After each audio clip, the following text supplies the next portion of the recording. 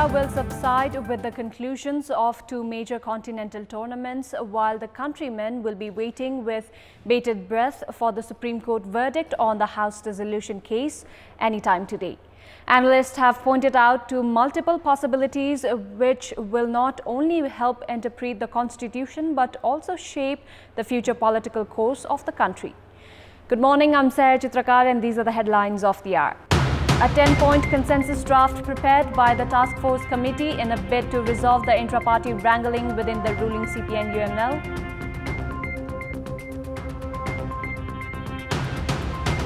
%15 customs tax to be levied on mobile phones sent from abroad. Government targets increasing revenue. Experts say traders' interest hidden in the government's new policy.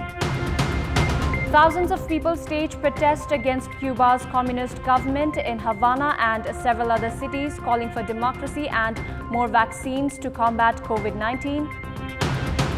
And Italy become the reigning European champions as they edge past England in a dramatic penalty shootout at Wembley in the Euro Cup final.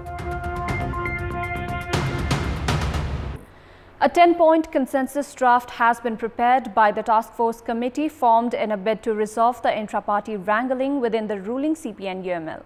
The working committee that includes leaders from both the factions of CPN-UML finalized the draft late yesterday evening.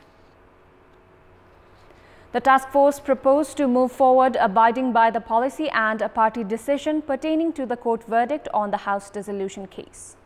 Likewise, the agreement has been made to disregard the decisions made prior to 7th of March earlier this year.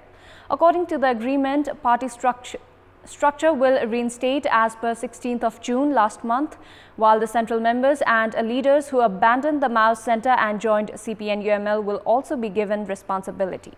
Premier Oli and leader Nepal are set to further discuss and approve the proposal for the agreement.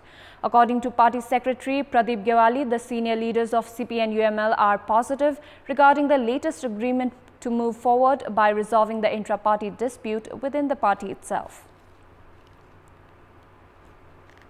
The government, which allows the import of gold worth up to 400,000 rupees, is preparing to impose a provision to discourage bringing mobile phones in the country on personal basis from abroad.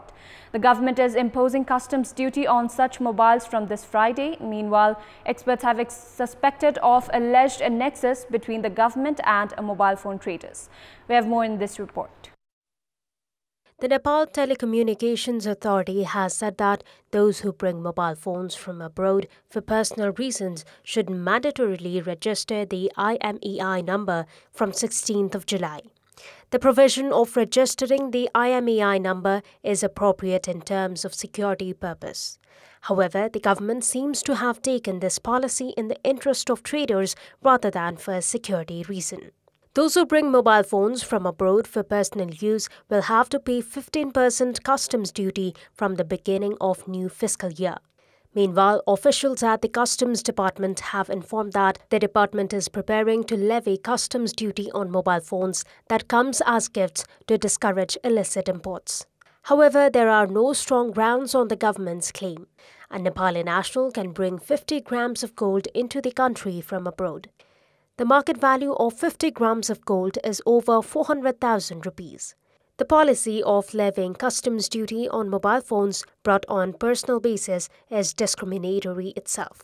There are over 4 million Nepalese living abroad and most of them have been sending mobile phones to their families and relatives.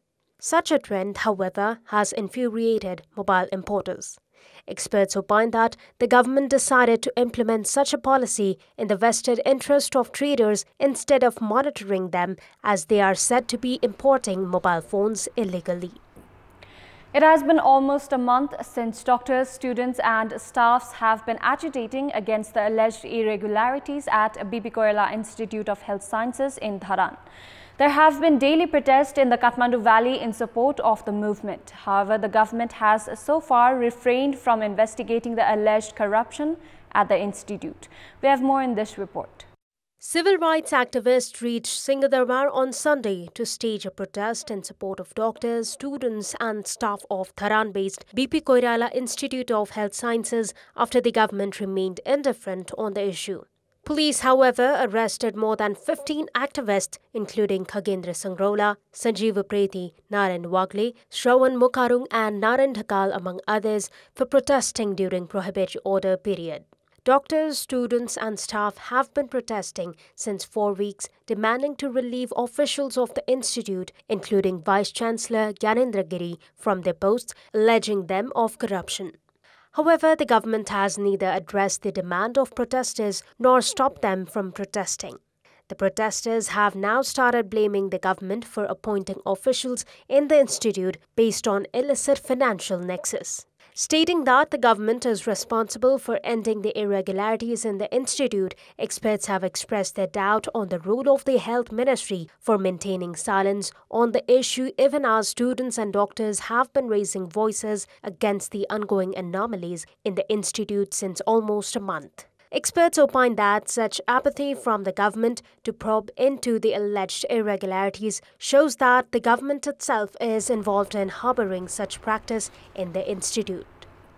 The selection and budget disbursement of plans have still not been able to meet the demand and need of the public. In this context, in our Public Voice segment, we had asked the locals in Sinduli how have they found the selection and priority of the plans. Let's take a look at what they had to say.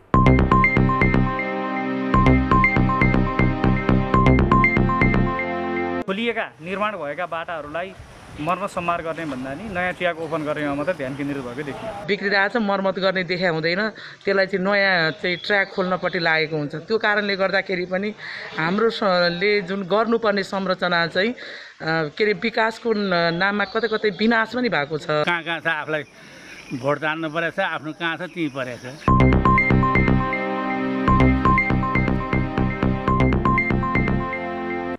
Time now for our segment, Public Pulse, where you text us with your opinion.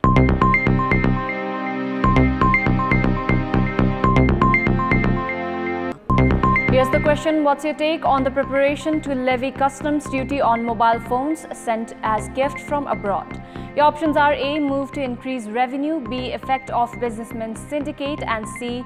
Unfair to individuals sending remittance. The voting is on. Type NEWS, select your option A, B or C and send it to 34001 to share your opinion with us.